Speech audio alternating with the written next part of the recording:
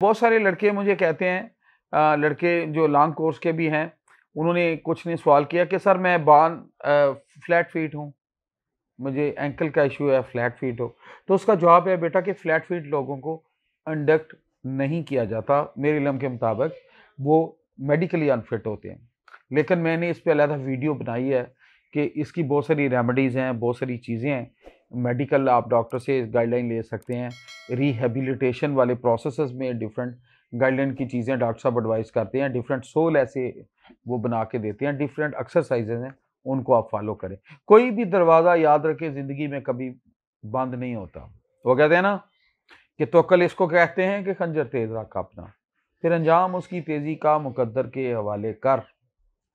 तो मेरे देश के नौजवान बहुत जल्दी बच्चे स्पेशली यंगस्टर्स वो शॉर्टकट के कायल हो जाते हैं। वो मैं इस पे अलग वीडियो बनाई है कि बहुत जल्दी आप समझते हैं कि 4 दिन आपने एक्सरसाइज कर ली और 5 दिन आपने पढ़ लिया, तो हम अब्बा जी के दुआले हो जाते हैं कि अभी मुझे अफसरों वाली ट्रीटमेंट दें और मुझे बिल्कुल आप वीवीआईपी प्रोटोकॉल दें। ऐसे नहीं होता। मैं अपने बेटे यान को भी अक्सर कहता हूँ कि बेटा अच्छा खाने के लिए, अच्छा पहनने के लिए, लाइफ में अच्छे एम हासिल करने के लिए मजाज हैवी होना चाहिए। मैं उसको प्यार से कहता हूँ, वो मर्द नहीं है जो खतरों से ना खेले, और वो यान नहीं है जो रिस्क ना ले लाइफ में।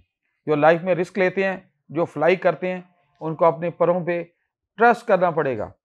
वो इस तरह नहीं हो सकता कि घर बैठे आप एक्सपर्टीज आ जाए, मेहनत करनी पड़ेगी। और मैं यूथ को बार बार कह रहा हूँ कि अपना स्वाक एनालिसिस करें, स्ट्रेंथ, वीकनेस, अपॉर्चुनिटीज और चैलेंजेस।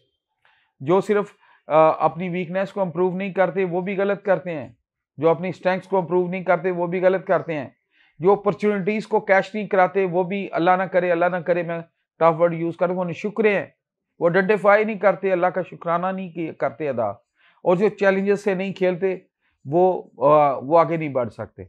तो मैं ये बड़ी स्ट्रांगली कहता हूँ, अपने बेटे के नाम करता हूँ। मैं अक्सर उसको कहता हूँ, ही स्टूडेंट ऑफ क्लास 10th, और मैं अक्सर उसको कहता हूँ कि उसको बताता हूँ कि यार वो जिंदगी में कभी आगे नहीं बढ़ सकता जो खतरों से ना खेले और रिस्क ना ले। जो रिस्क लेते हैं वो ग्रो करते हैं। और मैं इसकी बड़ी स्ट्रांग मिसाल देता हूँ आपको शाहीन की ग्रूमिंग की। उस पर पूरी मेरी प्रेजेंटेशन है, मैं इस पर अलग वीडियो बनाऊंगा पूरी, और पूरी सीरीज चलाऊंगा कि हो शाहीन, शाहीन एक जानवर है, वो अपने बच्चे को ग्रूम कैसे करता है। मोहब्बतें माँ बाप देते हैं, उनका हक है, उनका वो प्यार की फ्रीक्वेंसी है, वो प्यार की दौलत है। लेकिन शाहीन अपने बच्चे को कांटों में के बाहर भी फेंकता है जब वो 4 हफ्ते का होता है। उसको कांटे चुभते हैं, उसके जिस्म से खून निकलता है, फिर उसको घर के अंदर आने देता है। क्या उस माँ बाप को जो शाहीन है उनको प्यार नहीं है अपने बच्चे से? वो चाहते हैं, वो ग्रूमिंग करते हुए चाहते हैं कि हमारा बेटा या बेटी, हमारी जो अगली नस्ल है, वेल ग्रूम हो। ये जो हम कहते हैं ना कि वो पैम्पर्ड बॉयज जिनको बगैर कहे हर चीज़ मिल जाए, और वो एक दफ़ा पापा जी को बर्गर की रिक्वेस्ट करें, वो पिज़्ज़े की रिक्वेस्ट करें, केएफसी की रिक्वेस्ट करें, महंगी चीज़ों की रिक्वेस्ट करें, 4-4 लाख के मोबाइल की रिक्वेस्ट करें, वो मिल जाए, तो तभी वो मोबाइल, वो चीज़ें, फैसिलिटीज़ यूज़ करने का मज़ा आता है कि पहले आप खतरों के खिलाड़ी बने। तो मैं दोबारा रिपीट करता हूँ, जो ज़िंदगी में खिलाड़ी, जो खतरों से नहीं खेलता वो खिलाड़ी नहीं है, और जो ज़िंदगी में रिस्क ना ले वो अयान नहीं है।